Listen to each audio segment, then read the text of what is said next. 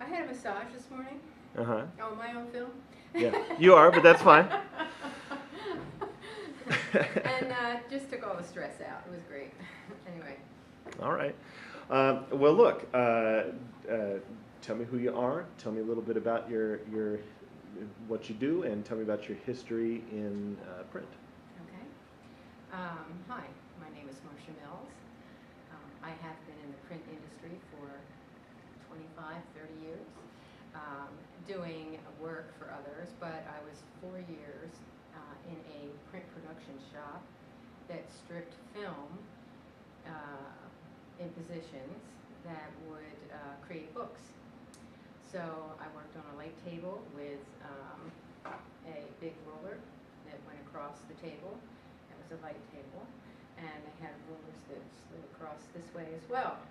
And what we did was we took ruby lith or amber lith, and we would cut out shapes that were masking back then, and we would lay these things, we would cut these things out and lay them on top of golden plast or golden rod, which is a non-light penetrating material, on pin fitters that went onto this table. Now, we would create negatives. We'd be in the dark room quite a bit, and we would take those negatives and burn them all together once those flats were finished. We would burn them together, and then we would create maybe 15 yellows. Now, yellow brings up a conversation, but let me finish about me first. So anyway, I've been in the business for many years, and I graduated up to being a creative director for an $18 million stationery company called Plymouth Incorporated, fourth largest stationery company in the U.S. I had a budget of $800,000 a year in pre-press, and I cut the budget in half because I knew my pre-press knowledge. So anyway, I have also worked in the field at Campbell's Soup. I've worked with at Spindex, Butterfly, Originals, and anybody who would pay my rate when I freelanced. And when I worked inside, of course I would, and inside is, for a corporation, I would go in and out because I had a family, and I thought that was important. So I enjoyed freelancing a lot, and I also enjoyed working inside both. I love what I do. It's a passion of mine. I really get excited over print production. Print has paid the bills, and I learn more and more every day. Technology has changed over the years to the point of mind-boggling advances.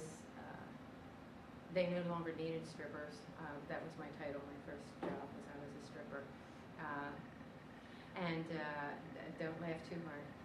And anyway, we now use a lot of technology in order to achieve the looks that we can have, and we do it in a nanosecond of time. So anyway, maybe I should begin describing some of the tools of the trade that we use.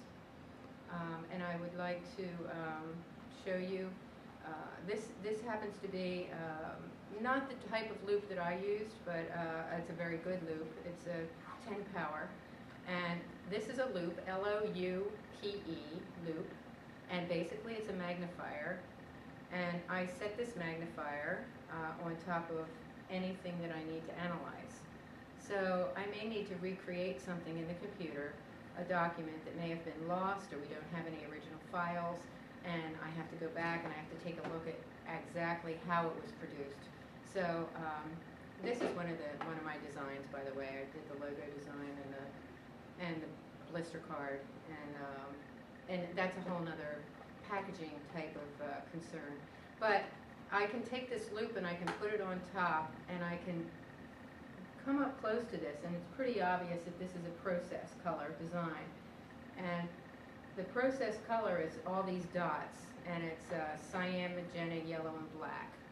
Cyan, magenta, yellow, and black is called process, and it's in screen angles that are in different angles when they overlap each other. So let me show you an example of that. This is a proof. This is a final product. This is a proof. It's of a different subject, but it's nonetheless, it's a proof. So when they make the negatives are put into a separation process on a round tumbler. They mount them on there, and then they scan this so that they separate cyan, magenta, yellow, and black. And then what they do, they put it through a processing of chemicals to create film.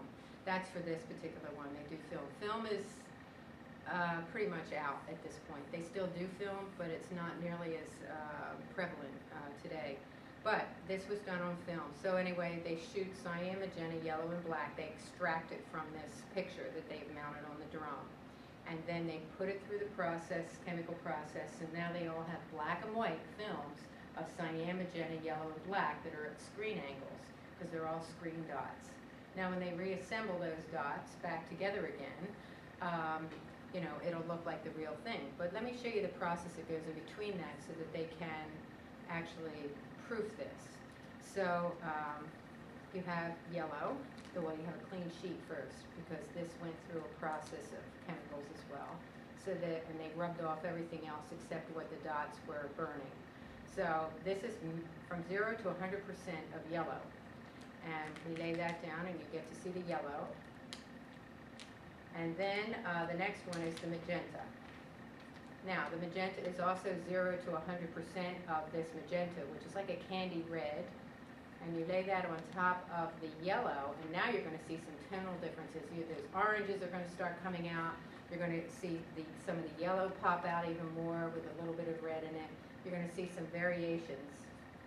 Then we have the cyan. Cyan's almost like a candy blue. It's a very hot blue. That's how much cyan is in that original picture. Not a whole lot, but enough to make this completed artwork on screen angles really pop. So now you've got some, it almost looks like the final car. This is a Lamborghini, by the way. And then we have the black. We lay the black on top, and that finishes off, that's how much black is in the picture. So I can look at black and whites, and I can tell you what color predominantly takes over on that particular sheet, because I used to do press runs all over the United States. They flew me everywhere to do press runs. So for approvals before they'd go to press. So anyway, that is process color, and that's the breakdown. So once you see that these are all screen dots and they lay on top of each other and they produce a picture, that is what process means: cyan, magenta, yellow, and black. That's one system of color. Another system of color would be Pantone. Now, Pantone is ink out of a can.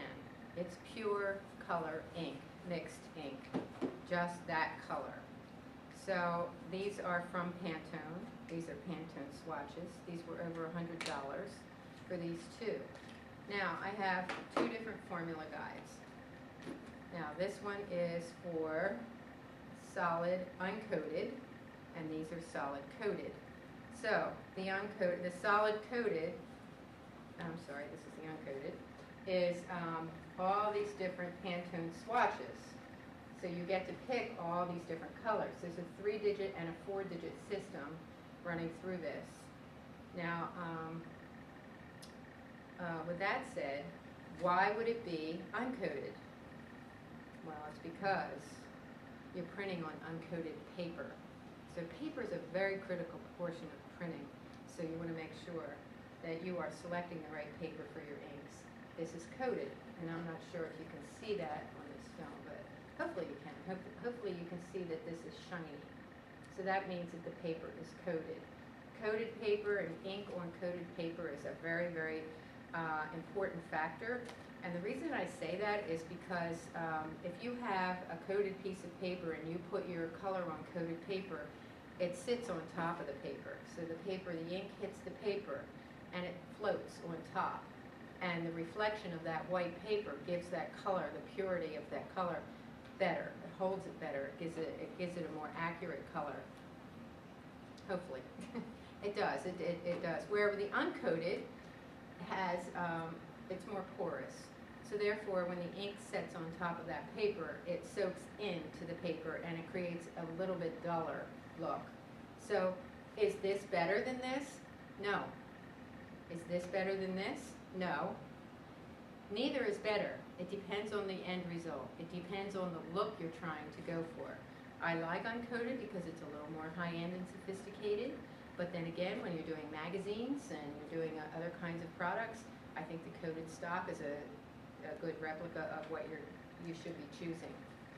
So anyway, this is the Pantone system. So there's 3 acronyms for Pantone. Well, there's 3 names. Pantone is one, PMS is the other one, and Spot is the other one. When you go in Photoshop, Illustrator, and InDesign, it's called Spot Color. So you want to hit the spot color if you're looking for exact ink out of a can. And that, of course, with your first project, you're going to be doing that. So you have to make sure that you have the drop-down menu on Spot. Okay, so anyway, that's the Pantone, the 2 differences of color. Should we stop? I don't know. Who was that for? It's Julie. Yeah, let's stop here for just a second.